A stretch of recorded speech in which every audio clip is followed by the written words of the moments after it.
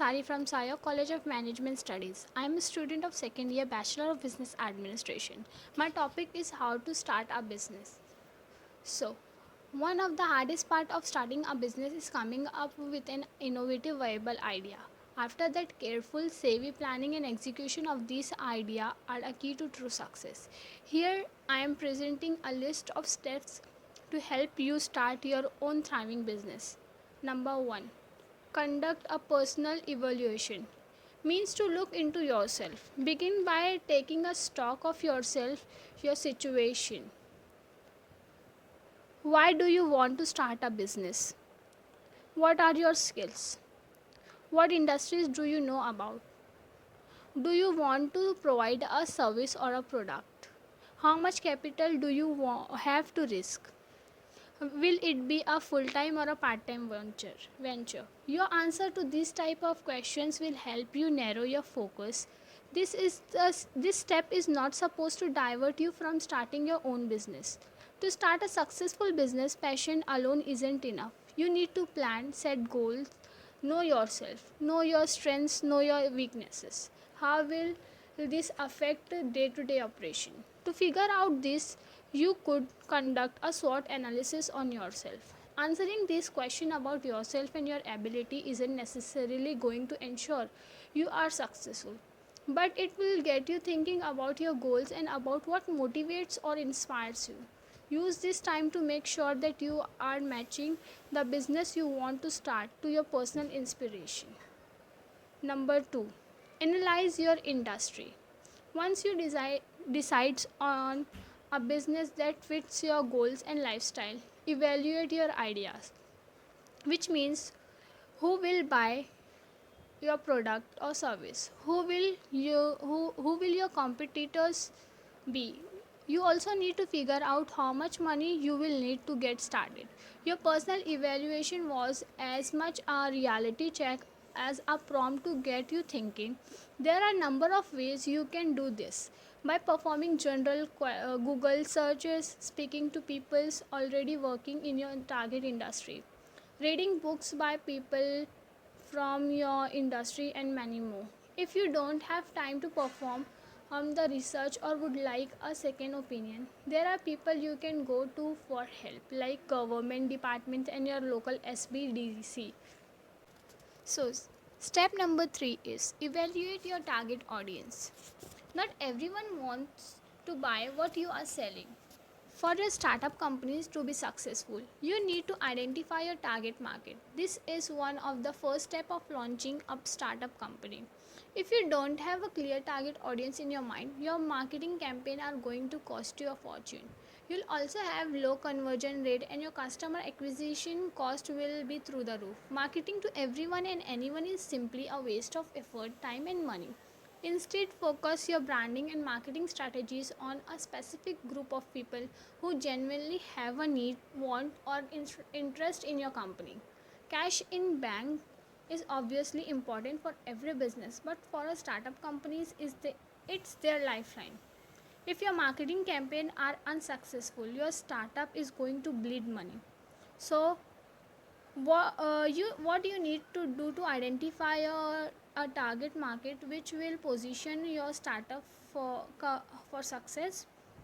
Here are some steps. Number 1, start with a broad assumption and slowly narrow your focus.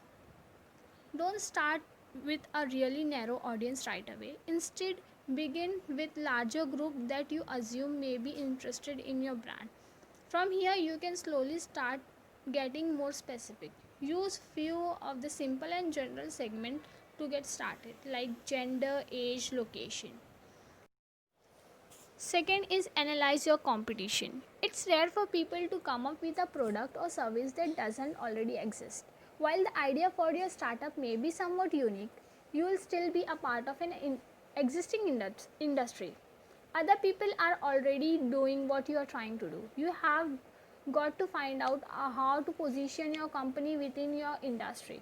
To do this properly, you'll need to conduct research on your competition. Figure out what they are doing well and what needs improvement. Whom are your competitor targeting? Look at their advertisement, visit their website, join their email subscription list, anything. Analyzing your competition can help you increase profit even after your startup launches. So next is talk to people. While making assumption and analyzing your competition are logical place to start. Those strategies will only get you so far. If you really want to focus on the ideal target market for your startup company, you need to put in much more work. You need to speak to consumers, see if your assumptions are right, conduct one-on-one interviews and use focus group to test your assumption. Market research phase is an ongoing process. The more people you can talk to, the more accurate your data will be. As a result, it will be easier for you to identify your target market. Next is use survey. Once your startup launches and you start getting sales, you can use customer surveys to find out more information about your target audience. This survey can help show your customers how much you care about them. You want to find out more information about your customers so that you can improve their shopping experience, but you'll also use those surveys results to identify your market. Find out who they are and what they are using your product or services for. Get information related to their demographic, geographic location, psychographic trait, behavioral trends. Earlier, I told you to start by making assumption about your potential target market. Next step is set up your business, which means make it legal. Registering your business is the first step to make it real. You may have a terrific new business ideas, but in order to get your startup off the ground, you first have to make sure you comply with all the legal requirements involved in starting a business. Starting your business legally requires create a LLC or corporation. The first legal requirement you'll need to meet as a new business owner is to choose the business structure of your company. You can choose between forming a LLC or a corporation. There are advantages and disadvantages to both the structures, so do your research before selecting a business structure for your startup. Number second is register your business name. Once you have decided on a business structure, you will need to register your business name. Choose a name that reflects your brand and make sure it hasn't already been claimed. You can choose to register your business. There are four ways to register it. Number one is entity name, a trademark, a DBA, which means doing business as, and the fourth is a domain name. Third is I apply for federal tax ID number. Your federal tax identification is also known as employer identification number, and it allows you to legally hire employees, pay federal taxes, apply for business license and open a business bank account. You can apply for an EIN through the IRS website. So next is determine if you need a state tax ID number. Do some research to find out whether your startup need a state tax ID number. You will need only one if the state you operate in collect taxes from businesses. Since the tax obligation vary from state to state, it's best to visit your own state website and check the local law related to your income and employment tax obligation. So next is obtain business permit and license. You will need to apply for business license and permit at the federal and state government level. But the specific licenses you need depend on the industry you work in and your business location. The Small Business Administration has a list outlining common federal business license required based on industry, which is a good starting point for your research. At the state level, the license and permit needed and the fees all will depend on where you are located and what your primary business activities are. Research requirement at the state and local level based on where you do business. Next is protect your business with insurance. Business insurance can protect you in case where the personal liability protection offered by your specific business structure aren't enough. Business insurance can protect not just your personal asset but your business asset as well. Some type of insurance are required by law, such as unemployment and disability insurance. It's also a good idea to purchase business insurance to protect your startup from other potential risks. Some common business insurance options include general liability insurance, product liability insurance, commercial property insurance. Next is open a business bank account. From a legal perspective, it's important that you separate your personal and business finance before you start collecting payments from clients. Choose a bank that's convenient and serve your needs, maybe by offering lower banking fees for small business clients. When you have chosen a banking institution, you will need to provide some information about your business to open an account, including your employer identification number, the formation documents for your business license, ownership agreement document. To ensure you have covered all your legal responsibilities as a new business, it's a good idea to consult professional for advice. So next step is start a planning process. Preparing a business plan is like outlining a journey for a trip. It does not have to be over detailed, but shouldn't be too simplistic either. You don't have to add a loss of cash flow statement or a number to the business plan, but instead you would need to have a simple orientation plan stating how it is going to be achieved, where you want to go, and the potential and market competition for your startup. So here are 7 basic questions that you should include. First is describe your objective and mission. First and foremost, the business plan of your startup should convince you that your idea for a business is not just a dream but can be a viable reality. Entrepreneurs are by nature positive, confident, and can do people. So you need to plan, set goal, and know your business plan. As a matter of the fact, a mission statement should explain a company's purpose in one compelling sentence. Considering spending twice as much time researching to determine your mission because investor wants to make sure that your business is going to make them money. Second is explain your startup cost. Your business plan isn't complete without the financial forecast. Once you are done with the market analysis and objectives for your business, the next step is to explain your startup cost for the fortune goals of your company in the business plan. Have you ever asked yourself how much capital do I need to start a company? Well, you need to be conservative while estimating startup cost because generally everything will cost more than you expect. The first months are the most difficult for a new company.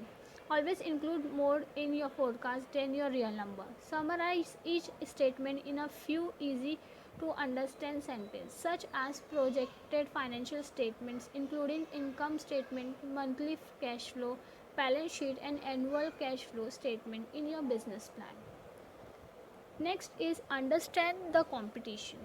In this section of your business plan, you are required to distinguish your venture from the competition and convince the reader that your company will be able to compete successfully.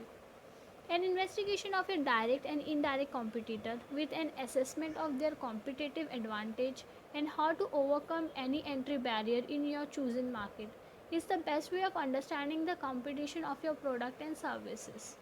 And you can avoid degrading price war and preserve your company from dumping tactics with the competitors. This product and service portfolio. You need to define your product and service portfolio in order to understand the need of your potential clients. Once you have identified them, think about the motivation your client would have to buy your offered product and services. As a matter of fact, the company's value proposition is what distinguishes it from the competitors in the business world.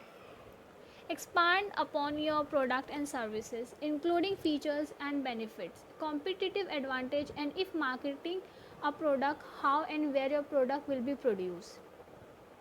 Next is management and operational plans. The management and operational plans are developed to explain just how the business functions on a continuing basis. The operational plans will highlight the logistic of the organization, such as the task assigned to each division within the company and capital and various responsibilities of the management teams, expense requirement related to the operation of the business. Next is marketing and sales channel. Once you objectively once you objectively evaluate your mission, capital needs, competition, product, service management and operational plans. The next step is to figure out the best marketing and sales channel. One or two sheet of your business plan should encompass your marketing plan in your sales channel strategy. But most business owners do not realize the importance of choosing the right sale channel for their offer. So it is always advisable to select the right sale channel according to your business requirement. The significant difference between choosing among reseller, distributor and representative can affect your operational plans. Be sure to check this regularly so you can avoid finding out when the business is already in trouble. By now, you must understand the concept of having a business plan while setting up a new venture. So, next step is have a plan for funding. The process of looking for money must match the need of the company. Where you look for money and how you look for money depends on your company and the kind of money you need. There is an enormous difference for between a high growth internet related company looking for second round venture funding and a local retail store looking to finance a second location. First is venture capital. Venture capital is a type of private equity capital. Typically, it is provided by outside investors to new businesses that promise to grow fast. Venture capital investments are usually high risk but offer the potential for above average returns. A venture capitalist is a person who makes such investment. Second is angel investment. An angel investor is a person who invests in highly risky companies, typically before those companies have any revenue or profit. Usually these companies are startups and or small businesses that typically have little or no access to capital markets. Third is commercial lender. Small business loans, specifically commercial loans, were designed to provide access to borrowed capital for businesses that need a working capital boost, whether it be to address everyday cost or to begin the next stage in their business journey. Next is Small Business Administration. The SBA guarantee to loan small businesses and even to start up businesses. The SBA doesn't make loan directly. It guarantees loans so commercial bank can safely make them.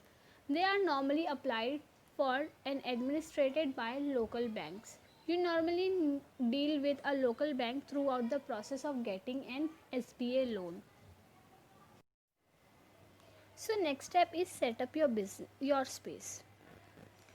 Your business plan has been laid out, the money is in the bank and you are ready to go. If your business is online and you won't need a storefront, you are probably looking at building your website and choosing a shopping cart solution. Maybe you will be able to work out of a home office or a co-working space instead of renting or buying office space.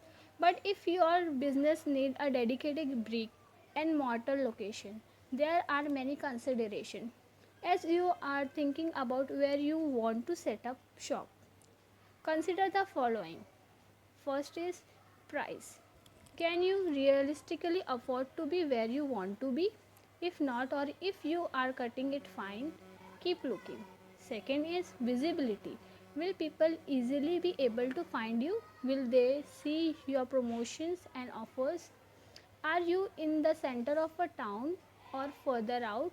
How will this affect you? Third is access to parking or public transportation. Can people easily find you from available parking options and transportation routes? If they have to look too hard, they may give up. Fourth is distribution of competitors. Are there many competitors close to you? If so, this may be a sign that the location is premium for the client you wish to attract. It may also mean you do no business. Consider carefully how you wish to approach this type of situation. Next is local cities and state rules and regulations. Look into regulations as area may be more stringent than others. Ensure there are no restrictions that will limit your operations or that will act as a barrier to your stores.